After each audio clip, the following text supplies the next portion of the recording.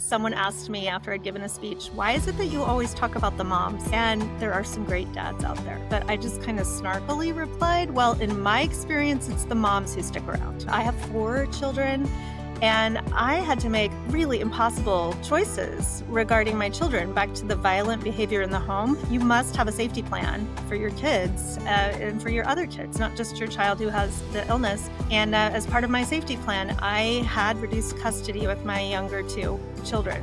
That was really hard. I don't know how else to describe it. I even remember a judge at one point saying, well, it doesn't seem fair that mom's being punished for taking the sick child. But the reality was that that was just kind of how my children were physically safe.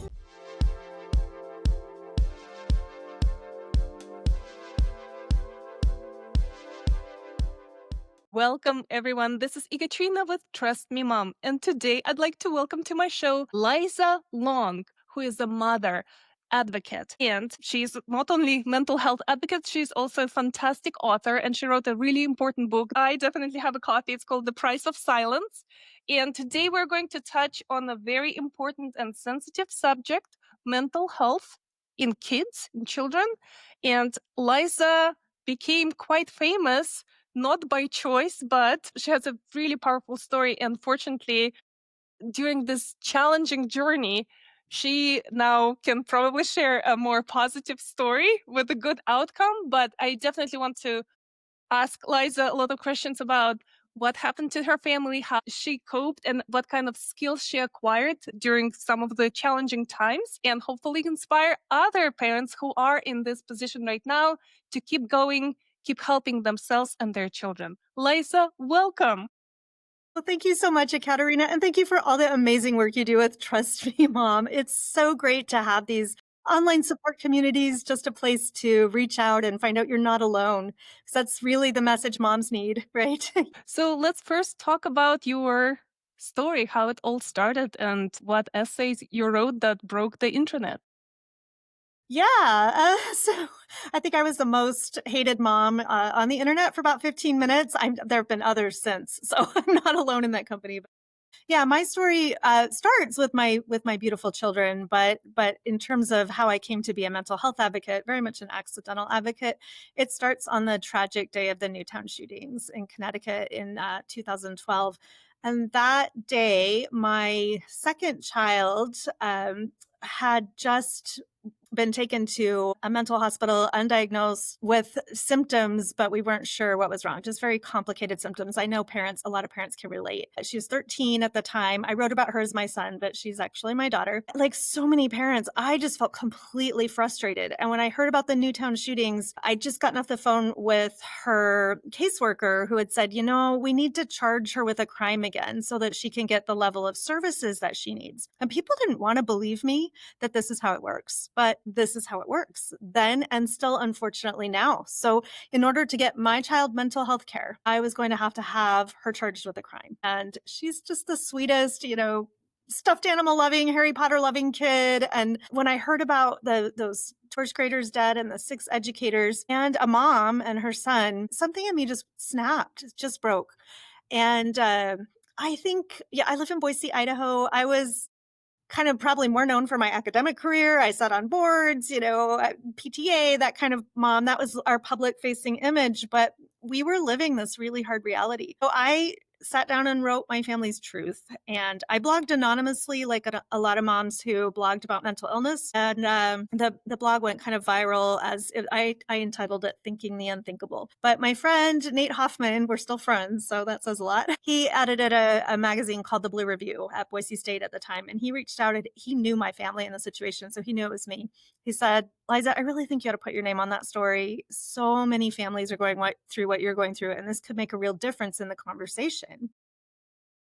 Nate's good with the headline. He gave it the title, I Am Out of Lanza's Mother. So we published that on Boise State's website, and we did break boisestate.edu and a lot of other things. At the time, it went very viral. But it offered an opportunity. Both Cassie and I talked after the blog, and I just still remember what she said. She was still in the hospital, but she said, if our story can make a difference to even one person, then it will be worth it that we shared it. And she's still that kind of, sorry, I tear up when I think about her because she's still that kind of person today. She's still that friend, that advocate who just wants to influence and make a difference in just one person's life. But she's had a powerful message and a story. We're in a little bit of a competition. She has a TED Talk under the name Eric Walton, and I have a TED Talk as well, and hers has more views. So she'll check in occasionally and be like, "Mom, I'm still beating you." I'm like, "Yeah, because you have a powerful message." So Yes. I'm really just grateful to her and to the way that she has just really grown into a fantastic human being as an adult. When you read the book, it's quite gruesome. I obviously shed some tears reading the book because a lot of parents can relate, right? Especially, and you mentioned that it's often hard to diagnose mental illness. Often it's not one diagnosis. Very often doctors bounce the ideas, prescribe different medication, throw in let's see what sticks. And it's very hard to diagnose right away. It's also very expensive.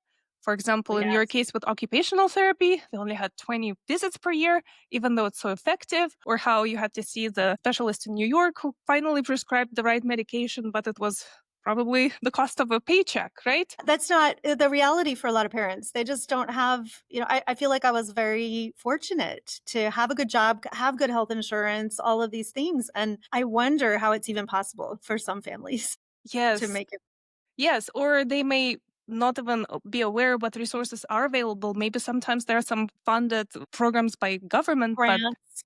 yes, Yeah, like I know in our state, we have a Katie Beckett grant that we were able to apply for that helped with costs like occupational therapy. So, but yeah, it becomes kind of this second full time job to advocate for your child, right? And you have to become an expert in so many areas that it can just feel really overwhelming. So right. I'm sure your listeners can relate. Yes. Some of them, one spouse has to leave their job to become a primary caretaker of their kids, right? So, Yeah. can we talk a little bit? I definitely want to unpack the story and hear more the success stories that were recently Right.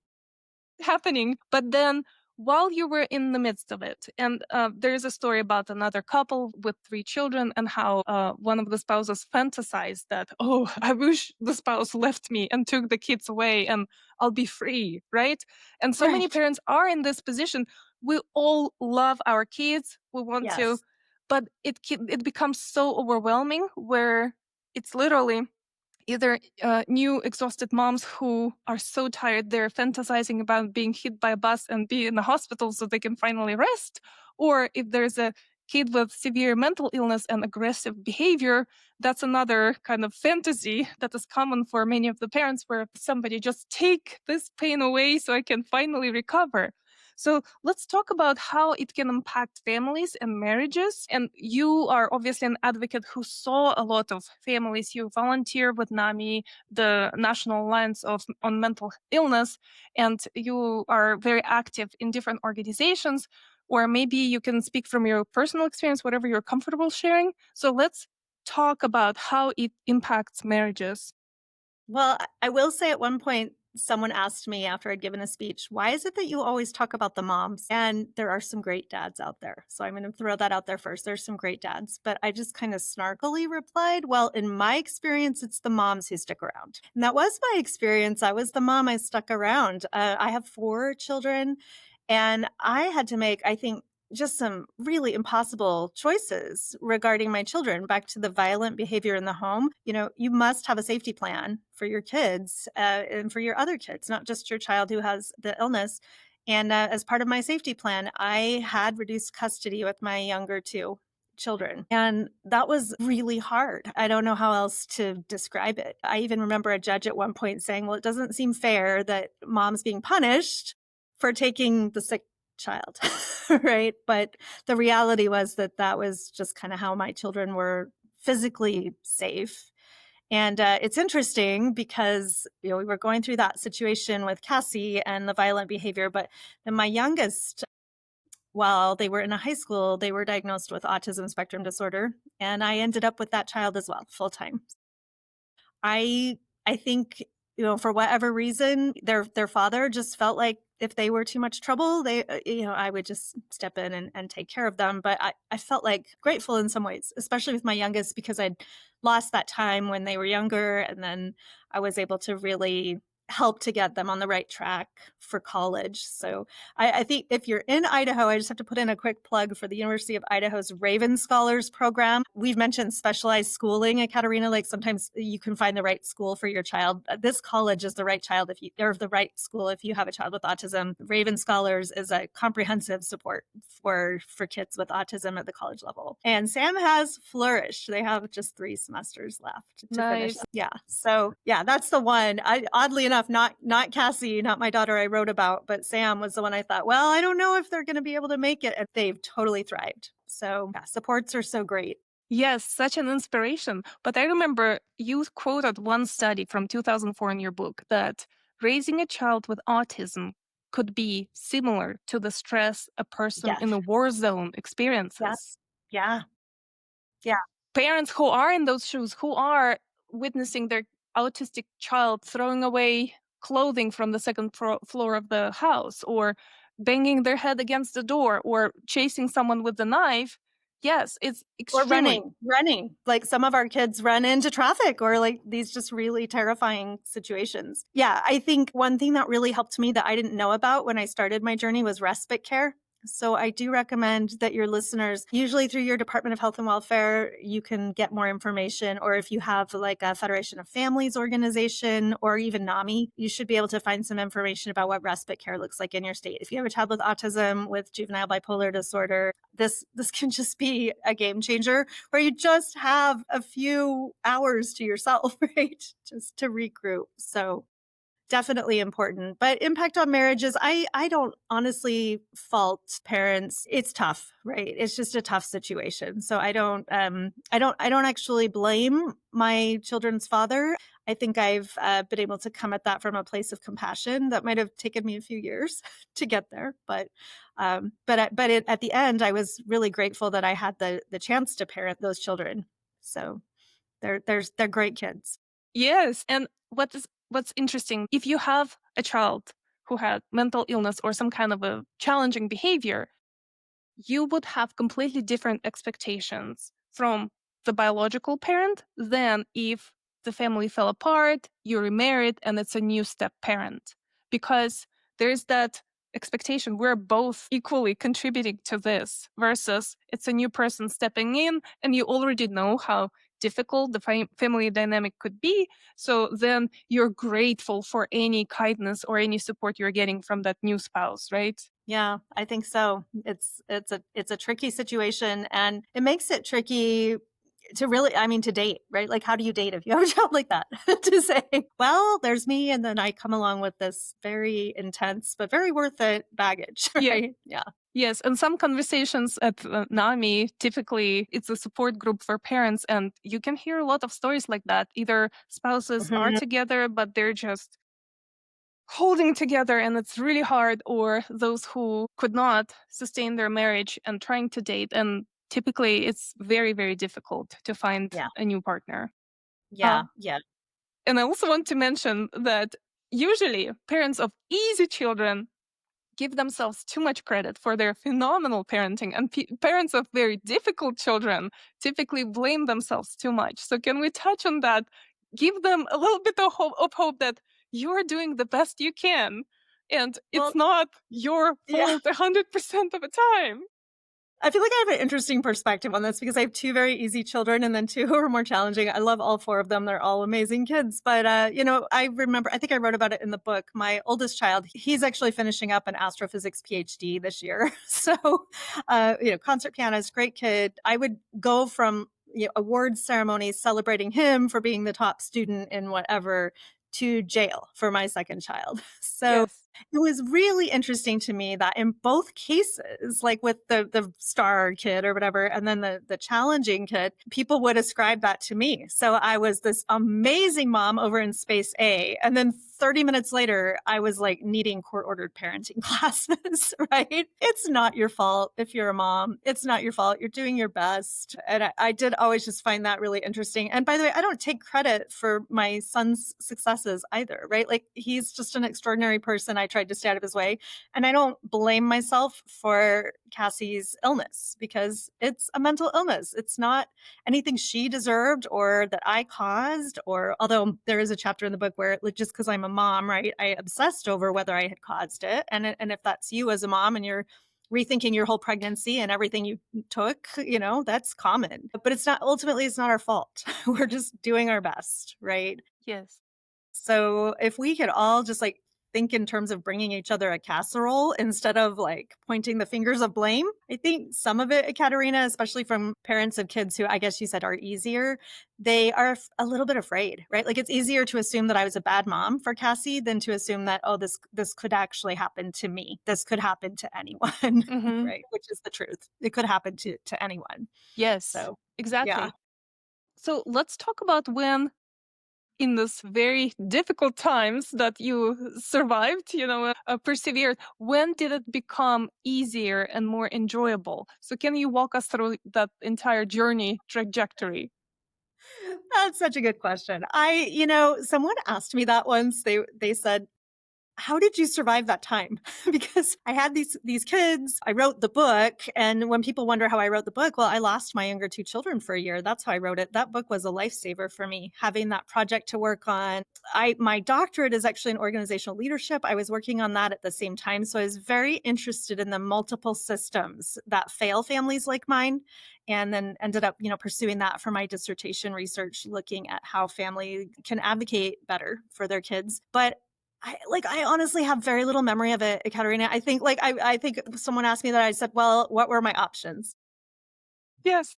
To not survive, to not parent my children. That it was the situation I had, the hand that I was dealt, and I was very fortunate. I had an amazingly happy childhood. I often think that I've had a difficult adult life, but had a very happy childhood, and I feel like I always had hope for my kids, and that being able to maintain hope even when it was really, really hard, because it was, that just kept me going, and also just believing in my kids that if they could get the right supports to thrive, they would. So yeah, like most moms, I would do anything I could to get my kids those supports. It's Yes. hard. And when do you think Cassie got the right medication mix where it became more manageable? How long did it take her to get to Within that 6 point? months. I think I wrote about it in the book, like, within 6 months of getting diagnosed with bipolar disorder at the age of 13, as a result of that blog post, because I had no idea, but, like, Dr. Papolis, who I wrote about in the book, he's the author of The Bipolar Child, he reached out to me across the internet, and was like, "I know what's wrong with your kid," and I thought, "Oh, sure you do." Like, how many doctors have we been to? How long have we been on this journey? Probably started when it started when Cassie was 4 or 5. So, at that point, she's 13. Yeah, I didn't have a lot of hope. But he was right. He diagnosed her with juvenile bipolar. She started lithium, and I remember it was such an interesting time for both of us. Like we didn't have the little kids because their dad had them, and but we watched, and no violent outbursts. So we kept watching, both of us. Like she was at a very special, highly restricted, basically a prison school. And so by the end of the summer, I said, I don't know, Cassie, do you want to go back to mainstream school? And she said, I think so. I think I could do it. And we applied to a couple schools, got in. She got into an international baccalaureate program school. I remember her telling me, I was like, what does success look like for you? And she said, if I can just have 3 friends at the end of the school year, I'll feel like I was successful. And she ended up graduating as the senior class president with 4 years later. So, like, to go from that, if I have just 3 friends, to being like the senior class president, it's just huge. She got a full scholarship to college, and even I actually still work. I still work in education. When I go visit her campus in Idaho, I'm not Dr. Long. I'm Cassie's mom. So it's still funny. That's like 3 years after she graduated. She's still pretty famous there. So Yes. it just took the right diagnosis for us. I haven't seen. It's not always a happy ending like that. I would say if it's a schizophrenia diagnosis, that's a tough one. Really tough. Hmm. Really struggle with that. But again, there's hope, right? There's hope. With bipolar, very treatable, very manageable. And I think Cassie's a good example of the success. I know a lot of others through my work with the International Bipolar Foundation, a lot of amazing, bright, successful, happy people who are managing to live with bipolar. It's not easy, but they do it. So Yes. How there are some chapters where you describe where your child wanted to end her life, or, for example, would be aggressive towards you and then have no recollection of it and have remorse. So, can you shed more light on these episodes and again give more hope to other parents that probably child doesn't intentionally trying to be mean, right? So, what is yeah, no, happening in their brain at that point? well, I mean, I think the description in the book maps kind of what Dr. Papolis described to us that like Cassie would kind of black out, right? And so she wasn't like trying to hurt me or wanting to hurt me or herself, but she wasn't really thinking in a rational space either. And in those times, I think it's just essential for any parent who has a child that who, even if it's just really rare, has a propensity toward violence, you've got to have a safety plan. It's just absolutely critical to have a safety plan. And unfortunately, because of the way our society is set up, that will often involve law enforcement. And so, one thing I do recommend for parents is that if you can, get local law enforcement to know your child when they're their happy, wonderful self. And that was one thing that we did, because then when there is a crisis, they will see your child. They'll remember your child as that happy, nice kid, right? That you love and that you want them to see your child as. Unfortunately, we see it in the news all the time where people who are in the middle of mental health crisis can be killed in that crisis or hurt someone, right? So safety plan, working with your local law enforcement if necessary, that's got to be part of your safety plan. Unfortunately, that's just the reality that we live with. Hmm. In our safety plan, we would revise it. I always would get Cassie's consent and work with her about what she thought would be best, but then also her therapist, her social worker, caseworkers, and consulting with law enforcement about what they thought might be most helpful for her. So How long did it last, this most difficult and violent phase of Cassie's life? that's a good question. I'm thinking it started when she was about 10. Yeah, it was definitely when she was 10. And she went to juvenile detention for the first time about a week after she turned 11. So that's when things really started to ramp up. She'd had a few episodes before that. Maybe I think there was an episode with the babysitter when she was 7, but again, kind of few and far between. Things started to really ramp up by the time she was 10. And That's when then things got scary for us. when did you get it, I don't know, under control, or when it 13. become Yeah, it was 13 with that diagnosis in lithium. She continued, it's not a happy ending type of diagnosis. She continued to struggle, especially with the suicidal thoughts. And that's been something even through college and graduate school that she struggled with. But the violence was taken off the table. And I think once you get violence out of the picture, just a whole lot more things are possible for your yes, kid. for So sure. whatever you can do, whether it's medication or therapy or whatever, if you can get violence off the table, it's just a different ballgame, I would say.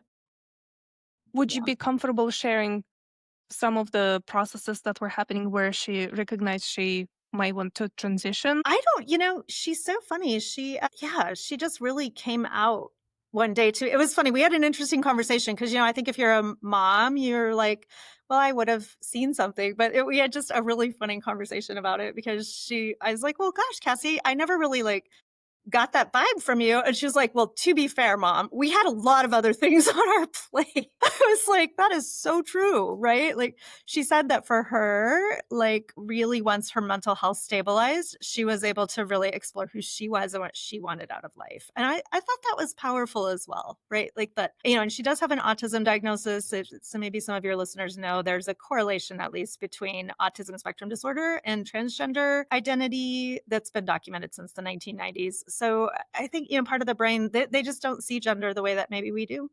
That's been really helpful for her to be able to claim who she is in the space that she wants to live in. It's definitely, I think this is a challenging time for transgender people in the United States. And for her at least, it's actually helped her to be more successful. She's happier. She's just more grounded in who she is. So I'm glad that we settled the mental health issues so that she could figure out who she was. Exactly. Yes. And would you say it happened in high school or college? Well, it's hard to know. I mean, she Uh-huh. came out to me in college, so it's hard to know exactly when she started having those feelings, but yeah, she came out to us in college. Yeah, about 2 years into college, I think. Yeah, it was during COVID. I Yeah, remember that. as if COVID was an easy time for everybody, right? It's Yeah. interesting. Uh, So, it was so funny. I remember she just, she told me, I was like, "Oh, that's cool," like, it was great. yeah. I told my mom who's very religious, and my mom was so funny. She just, like, blinked and she said, "Oh, well, darn, I just ordered T-shirts for all the grandkids. I wish I'd known. I would have got her a girl's T-shirt." So my mom was, like, right on to the pronouns instantly. So So she she was just immediately accepted and was yeah, yeah, that just is immediately accepted, yeah, and I mean, I have to say that too, like, we've talked about the struggles with mental health and the stigma. I as I've gotten to know more folks in the transgender community, like, they're just like us, they just wanna be left alone, they just wanna live their lives and be happy, and we don't need to marginalize and stigmatize people, even if we don't understand. I told someone that once, I was like, "You don't have to understand, just, like, just love them." right. It's like, you don't have to understand it. So Yes, for sure. And would you be comfortable touching on, I guess you have a chapter about religion and philosophy, and obviously you grew in your wisdom with this process, but yeah. it's probably challenging to hear some thoughts, some comments from the community. I'm actually back. I know Huh? that's a good change from the book. Yeah. So I've returned to church, and I think it's kind of congregation by congregation for how they handle these situations. So my congregation has been very accepting and welcoming of my children, which I'm really grateful for. I will never choose a church over my kids. Yeah. So if I were to feel that the church were moving back toward where it was when I wrote the book, which we could just describe as an anti-LGBTQ stance, I think, it would be time for me to hit the pause button on my Hmm. participation in that congregation. My kids have always come first for me, and that will continue to be the case no Yes. matter what. So, yeah. That is good to hear, and it's more progressive point of view because again, not every community is so welcoming. Well, I think sometimes people just don't again, it's similar. I don't wanna say that I don't wanna connect transgender stuff to mental illness. What I want to connect is that community responses can be similar sometimes because of a lack of understanding or empathy. That's the similarity. I Hmm. don't think that being transgender has anything to do with mental illness. Like, Right. I know a lot of amazing transgender people. It's not like that at all. But I do think that when communities are not educated or not empathetic enough, they might form some opinions about people that really just don't hold up when you get to know people and who they are and where they are. Right. Well, let's talk about community and community support because outside of faith community, there are other community members. Definitely. Yeah. I felt especially fortunate in the schools that my children attended. My kids were so lucky to have teachers who got them, principals who got them and who were just really behind them. And a lot of my book, when we look at places that we could really make a difference for families, I think the school is one place. Like, imagine if we had co-located occupational therapy, for example, or even, just a talk therapy. If that were just all in one place, it would be so much easier, especially for working parents. And I've seen models like that of community support, especially in San Antonio, Texas, oddly enough. So I always call out the model in San Antonio. Some of us talk about wraparound services. And San Antonio, when I visited that community, was really making that work, which I think is it's amazing to see when everybody's on the same page. When the school districts, law enforcement, the mental health providers, the families, everybody comes together and creates a plan to support kids in their success. It Yes, makes a difference. absolutely. So now, looking back at your life 10 years ago, what advice would you give to that Liza at that time? Hang in there, it gets better. Yeah. I've been so blessed and fortunate, Ekaterina. Like, it was really hard, but my kids were worth it, and they're just healthy, happy, well-functioning adults. They're all really good friends. They get together and play video games once a week online, and it's really fun to see that relationship. But also, like, it's been a true blessing for me. I was really grateful for the time I had to advocate for mental health, but I've had the chance to go back to what I actually love professionally and personally now that I have that space in my life for myself, right? So if you hang in there, I'm not any younger. I'm probably too old to be in graduate school again, but like I'm working on another PhD, this time in English, and I finally have my dream job working in academic technology. So I think, if you hang in there, most of the speaking I do these days is about artificial intelligence. So hang in there and you'll get to do what you love. I But it's love hard. it. It is very Yeah. inspirational because, indeed, when you read the book, it feels like it's more than a decade worth of pain. Mhm. But then it feels like you're in a completely different life story in a different world now. Well, and you worry because you're putting things on hold for sure. You can't do it all, especially when you have a complicated kid. That is gonna take more of your time and energy, but, yeah, like, I'm not too old to be back in that PhD program or, I can still kinda retool my career. I have those chances. So, like, just because you can't do it right now because you're in the throes of just parenting that child and it's so hard, that doesn't mean you won't have space later. So, Yes, yeah. definitely. So, is there anything else you want to tell to other struggling parents who are going Yeah. through this tough journey One right now? one more thing. One thing I discovered during that period, and it doesn't have to be this for you, but I discovered that if I could carve out just one thing that was mine, and for me, it was yoga, but it doesn't have to be yoga. It can be whatever, an hour to read your favorite novel or fencing or whatever, just something. But for me, I discovered yoga during this period, and it's something that I continue to do to this day. Just having that 1 hour of time a day for myself that where I could sit and breathe and, really kind of process some of the stuff I was going through. Make time, whether you have to use respite care or you need to bring family or friends in, your life still matters. You will burn out if you cannot carve out something for yourself. So, and I realize it seems impossible. I've been there, but I did make myself a priority for 1 hour a day on a mat, and I do not regret doing that. It's, I think, probably what got me through Yes. that period. Thank So you it doesn't have so to be much. yoga, but I love Yeah, yoga. that's very healthy and physically also very helpful, right? There you go. Yeah, Yeah, Good, it helps with stress. for sure. Thank you so much, Liza. Thank you for this opportunity, and good luck with your kids. If you're listening, hang in there. It's going to be okay.